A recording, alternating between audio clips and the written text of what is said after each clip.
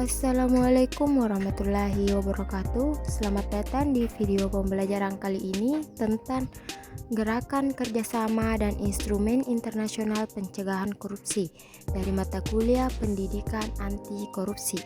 Sebelum itu, perkenalkan, nama saya Nurjana Ramadhani dengan NIM 09115802222015 semester 2 dari program studi pendidikan bahasa Indonesia Universitas Muhammadiyah Sidenren Rapang.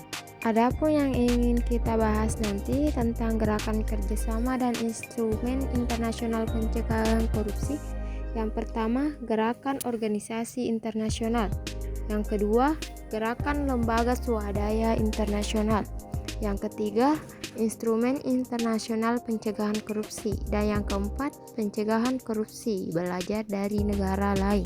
Untuk pembahasan yang pertama yaitu gerakan organisasi internasional.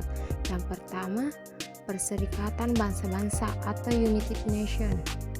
Setiap 5 tahun, secara reguler Perserikatan Bangsa-Bangsa menyelenggarakan kongres tentang pencegahan kejahatan dan perlakuan terhadap penjahat. Yang kedua, Bank Dunia atau World Bank. Setelah tahun 1997, tingkat korupsi menjadi salah satu pertimbangan atau prakondisi dari Bank Dunia memberikan pinjaman untuk negara-negara berkembang.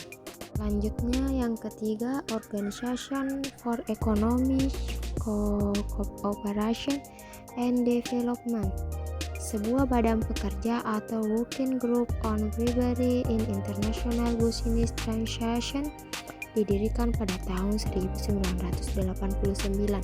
Yang keempat, masyarakat Uni Eropa. Di negara-negara Uni Eropa, gerakan pemberantasan korupsi secara internasional dimulai pada tahun 1996. Tahun 1997, The Council of Europa Program Against Corruption menerima kesepakatan politik untuk memberantas korupsi dan menjadikan isu ini sebagai prioritas. Bahasan selanjutnya yaitu gerakan lembaga swadaya internasional. Yang pertama, Transparansi Internasional atau IT, sebuah organisasi internasional non-pemerintah yang memantau dan mempublikasikan hasil-hasil penelitian mengenai korupsi yang dilakukan oleh korporasi dan korupsi politik di tingkat internasional. Yang kedua, Integrity Action, organisasi independen internasional non-pemerintah yang memiliki head office di London, UK, dan memiliki kantor perwakilan di beberapa negara. Lembaga ini berperan sebagai katalis dan inkubator untuk inovasi baru dan pengembangan jaringan. Selanjutnya, instrumen internasional pencegahan korupsi. Yang pertama, United Nations Convention Against Corruption. Yang kedua, Convention on Bribery of Foreign Public Officials in International Business Transactions. Selanjutnya, pembahasan yang terakhir yaitu pencegahan korupsi, belajar dari negara lain.